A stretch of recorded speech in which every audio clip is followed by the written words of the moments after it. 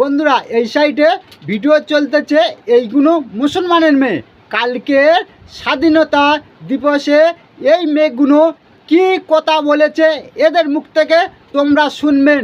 শোনার পর তোমরা অবাক হয়ে যাবে।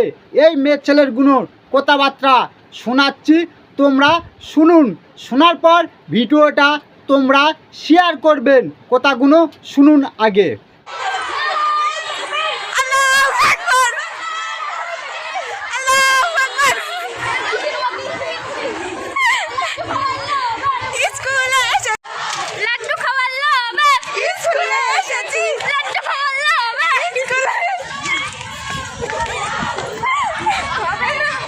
তোমরা এতক্ষণ এই মেয়ে ছেলেগুলোর কথাবার্তা শুনেছো, অলরেডি বুঝতে পেরেছো।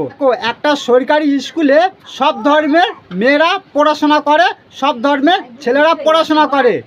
15 আগস্ট স্বাধীনতা দিবসে সেখানে কাদের নাম বলা উচিত ছিল? ক্ষুদিরাম বোস, দীনেশ বাদল, নেতাজি সুভাষচন্দ্র বসু, যারা এই দেশটা স্বাধীন করেছে তাদের নাম বলেনে। অলরেডি এই মেয়ে ছেলেগুলো কি করেছে? ধর্ম প্রচার করতেছে। কিভাবে ধর্মটা প্রচার করেছে? একটা ভালো জায়গায় যে সেখানটায় আরও অনেক ধর্মের ছেলেপুলে ছিল, তাদের অপমান করেছে, নিজেরাও অপমান হয়েছে। এইটা হচ্ছে মুসলমানদের শিক্ষা দীক্ষা। অ্যাকচুয়ালি কি জানো, প্রতিটা মুসলমানের দোষ দেওয়া যাবে। এদের মতন কিছু মুসলমান আছে, তার জন্যে প্রতিটা মুসলমান দোষের ভাগী হচ্ছে। এরা স্কুলে লেখাপড়া শিখতে যায় না, এরা যায় ধর্ম প্রচার করতে। এইসব মেয়েরা অলরেডি এদের কথাবার্তা তোমরা বুঝতে পেরে গেছো ভালোভাবে।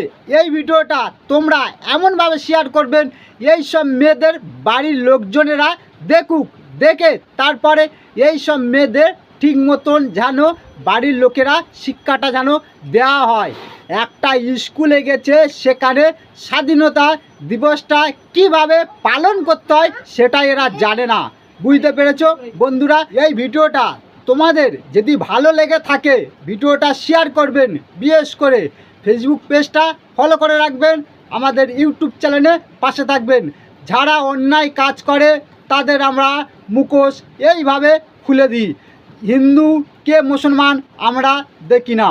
ভালো থাকুন, সুস্থ থাকুন। এখানে ভিডিওটা শেষ করলাম।